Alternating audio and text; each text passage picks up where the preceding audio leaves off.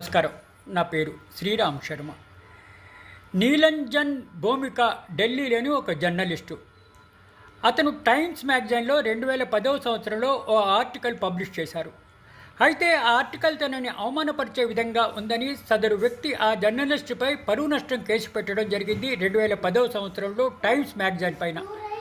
అయితే దీనికి సంబంధించి తనని అవమానపరిచే విధంగా పబ్లిష్ చేశారని సదరు జర్నలిస్టుపై డిఫమేషన్ అంటే పరువు నష్టం కేసు ఫైల్ చేయడం జరిగింది. అయితే ఆ జర్నలిస్టు ఢిల్లీ హైకోర్టులో క్వాట్ పిటిషన్ ఫైల్ చేశాడు.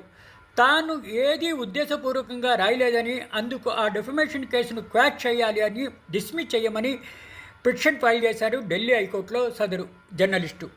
ఇరుపక్షాల వాదనలు విన్న ఢిల్లీ హైకోర్టు ఆ డిఫమేషన్ కేసును డిస్మిస్ చేయడం జరిగింది, అంటే క్వాట్ చేయడం జరిగింది. Justice Neena Bansal Krishna file judge గారు డిస్మిస్ చేయడం జరిగింది, క్వాట్ చేయడం జరిగింది ఆ జర్నలిస్ట్ పైన డిఫమేషన్ కేసును.